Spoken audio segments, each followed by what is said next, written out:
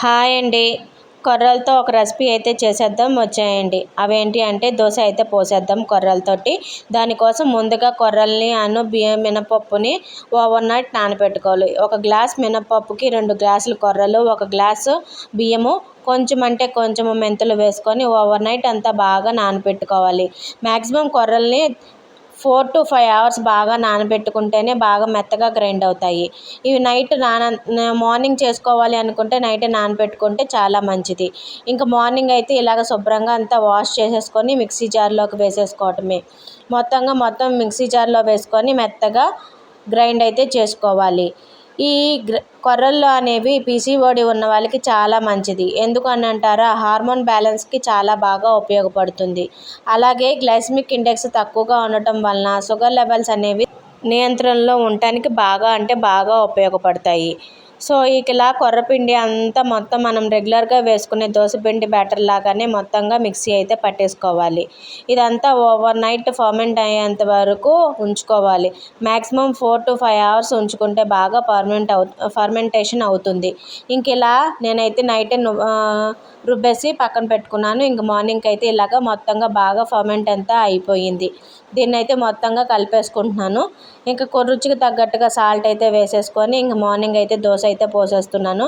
మనం రెగ్యులర్గా పెట్టుకునే దోశ పెనంనే పెట్టేసుకొని పెనం హీట్ ఎక్కిన తర్వాత మనం దోశని అయితే పోసేసుకోవటమే.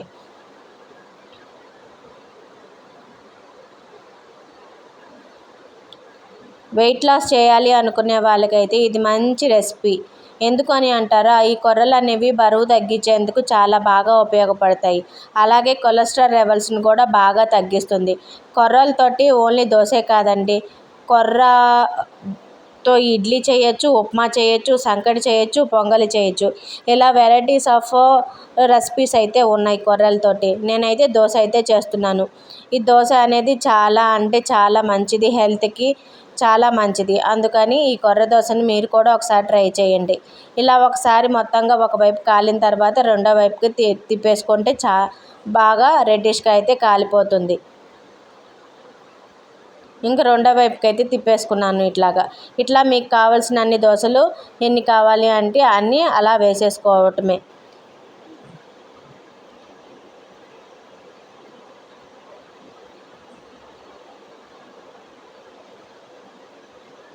చూడండి ఎంత సింపుల్గా అంటే అంత సింపుల్గా అయిపోతుంది దోశ అనేది. టేస్ట్ కూడా నెక్స్ట్ లెవెల్లో ఉంటుంది ఈ కొర్ర దోశ అనేది. మనం రెగ్యులర్గా చేసుకునే పల్లీ చట్నీ కన్నా దీంట్లో అల్లం చట్నీ అయితే సూపర్ టేస్ట్ వస్తుంది. సో ఆ రెసిపీ కూడా నేను ఈ వీడియోలో షేర్ చేస్తున్నాను. ఒక దోశ ఒకటే వేసుకొని చూపించేస్తే బాగోదు కదా. సో అల్లం చట్నీ కూడా ఈ రెసిపీలో అయితే చూపిస్తున్నాను. ఇట్లా ఒకవైపు కాలిన తర్వాత రెండో వైపు కూడా దోశని తిప్పేసుకొని కాల్చేసుకోవటమే.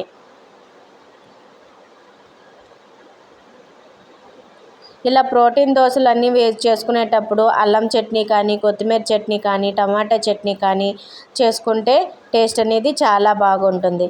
సో నేను ఈ కొర్రల దోశ కోసమని అల్లం చట్నీ అయితే ప్రిపేర్ చేస్తున్నా. దానికోసం అయితే ముందుగా ప్యాన్ పెట్టుకొని ప్యాన్ హీట్ ఎక్కిన తర్వాత కొంచెం అంటే అల్లం వేసుకొని కొంచెం ఆయిల్ వేసుకోవాలి. ఈ ఆయిల్ మొత్తం ఇదంతా బాగా హీట్ ఎక్కిన తర్వాత కొంచెంగా మినపప్పు, తర్వాత పచ్చెనపప్పు అన్నీ 1.5 స్పూన్ వేసుకుంటూ ఉండాలి. పచ్చెనపప్పు, మినపప్పు అనేవి 1.5 స్పూన్ వేయాలి. ఇవి రెండు కొంచెం బాగా ఫ్రై అవుతున్నప్పుడు అల్లం కూడా బాగా ఫ్రై అవుతుంది. సో ఇవన్నీ వేసిన తర్వాత నెక్స్ట్ వచ్చి 1 స్పూన్ జీలకర్ర కూడా వేయాలి. నెక్స్ట్ 2 స్పూన్స్ ధనియాలు వేసుకొని ఇవన్నీ బాగా కలిసేలాగా అంతా బాగా వేపుకోవాలి. సిమ్లో పెట్టుకొని వేపుకుంటే పప్పు లోపల దాకా ఫ్రై అవుతుంది. చట్నీ అయితే సూపర్ టేస్ట్ వస్తుంది. హైలో పెట్టుకుంటే పైన మాత్రమే వేగి లోపల అంతా ఫ్రై అవ్వకోకుండా ఉంటుంది. తర్వాత ఇవన్నీ కొంచెం ఫ్రై అయిన తర్వాత మనకి రుచికి తగ్గట్టుగా అంటే మీ కారానికి తగ్గట్టుగా ఎండుమిర్చి అయితే వేసుకోండి. నేనైతే ఇక్కడ ఒక 5 ఎండుమిర్చి అయితే వేస్తున్నాను. ఇట్లా ఇవన్నీ బాగా ఫ్రై అయ్యేలాగా బాగా ఫ్రై చేసుకోవాలి. నెక్స్ట్ ఒక పెద్ద సైజు ఆనియన్ అనేది కట్ చేసుకొని ఫ్రై చేసుకోవాలి.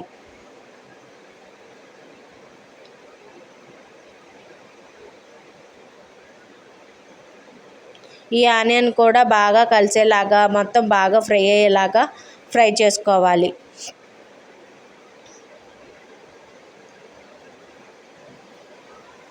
ఈ ప్రాసెస్ అంతా సిమ్లోనే పెట్టుకొని చేసుకుంటే చాలా బాగా వస్తుంది చట్నీ అనేది.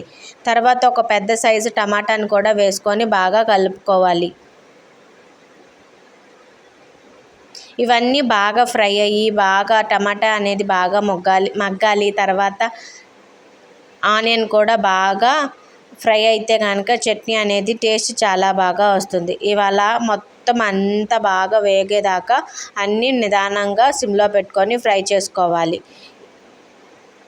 తర్వాత మూత పెట్టేసేసి కొద్దిసేపు ఇలాగ ఫ్రై అవుతే కనుక మన టమాటా ముక్కలు ఆనియన్ ఇవన్నీ బాగా ఫ్రై అయ్యి చట్నీకి ఎట్లా అయితే ఫ్రై అవ్వాలో అలాగైతే ఫ్రై అయిపోతాయి. ఇంకా వీటిని అయితే చక్కగా పక్కన పెట్టుకొని చల్లారనిచ్చుకోవాలి. తర్వాత మిక్సీ జార్లో ఇదంతా చల్లారిపోయినదంతా వేసేసుకొని కొంచెం రుచికి తగ్గట్టుగా సాల్టు, కొంచెం చింతపండు నేను ముందే నానబెట్టి పెట్టుకున్నాను, దాన్ని వేసుకొని మెత్తగా గ్రైండ్ అయితే చేసుకోవాలి. తర్వాత దీన్ని పోపు వేసుకోవాలి. పోపు కోసం ఆయిల్ పెట్టుకొని కొంచెం మినపప్పు, పచ్చెనపప్పు, జీలకర్ర, ఆవాలు వేసుకొని ఫ్రై చేసుకోవాలి. తర్వాత కొంచెం ఇంగువ కూడా వేసుకొని ఫ్రై చేసుకోవాలి. ఈ చట్నీకి అల్లము ఇంగువ ఈ రెండు అనేది బాగా అంటే బాగా టేస్ట్ని ఇస్తాయి. సో ఇవన్నీ బాగా వేసుకొని ఫ్రై చేసుకున్న తర్వాత మనం ముందుగా అయితే ప్రిపేర్ చేసుకున్న అల్లం చట్నీని దీంట్లో వేసుకొని కలిపేసుకోవాలి. పోపు దినుసులన్నీ ఫ్రై అవ్వాలి. ఫ్రై అయిన తర్వాత మనం ముందుగా మిక్సీ చేసుకొని పెట్టుకున్న అల్లం చట్నీని అయితే దీంట్లో వేసి కలిపేసుకోవటమే.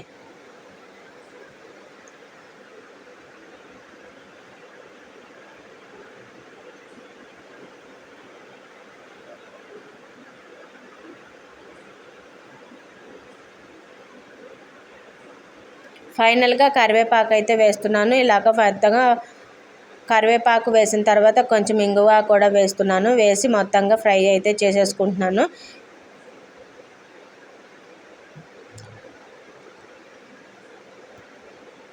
తాలింపు అయితే వేగిపోయింది పోపు. ఇంక ముందుగా నేను ఫ్రై చేసి పెట్టుకున్న అల్లం చట్నీని అయితే దాంట్లో వేసి కలిపేసుకుంటున్నాను.